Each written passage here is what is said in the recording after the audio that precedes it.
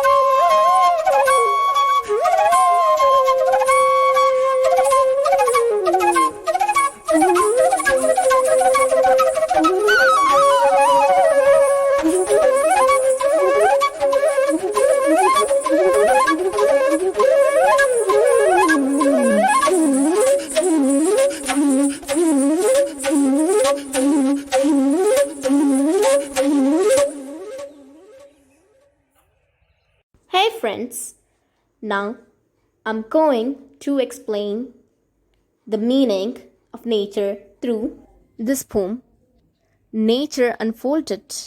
It goes like this: indicate, intriguing, and an unquestionable existence encompassing the prowess to mesmerize every soul, a healing, divine, and generous caress to all, irrespective of their identity. Nature is a complex and interesting phenomenon. No one can doubt its existence. It has the prowess to attract every creature. It is a divine healer. It is generous towards every creature, irrespective of its identity. Mankind destroys forest. The ancient inheritance of tropical forest is now eroding at the rate of 40 to 50 million acres per year. The growing use of dung for combustion deprives the soil of an important natural fertilizer. The World Bank estimates that a five-fold increase in the rate of forest planting is needed to cope with the expected fuel wood demand in the per 2000. James Pitt, the president of the World Resource Institute, revealed the very alarming status that we are losing the forest at an acre and a half a second. Article 48 of the Indian Constitution states that it is the duty of the state to make efforts to improve the environment and safeguard the forest and wildlife of the country. Unfortunately, laws are neither respected nor enforced in India. Over the last 4 decades, India's forests have reached disastrous exhaustion. The Green Movement. The Green Movement, which started in 1972, is one of the most important movements that captivated the imagination of the entire human race. At that time, the world's first nationwide Green Party was founded in New Zealand. The movement has been a great success since then. A revolutionary change has come in the perception of human beings, bringing in a holistic and ecological view of the world. There has been a shift from the understanding developed by Copernicus. Copernicus stated in the 16th century that the Earth and the other planets revolve around the Sun. For the first time, there is a growing worldwide realization that the Earth itself is a living organism. It has its own metabolic needs and fundamental processes which need to be respected and preserved. The Earth's vital signs reveal a patient in declining health. About the author, Nani Palkhivala was born in 1920 in Bombay to middle-class Parsi parents.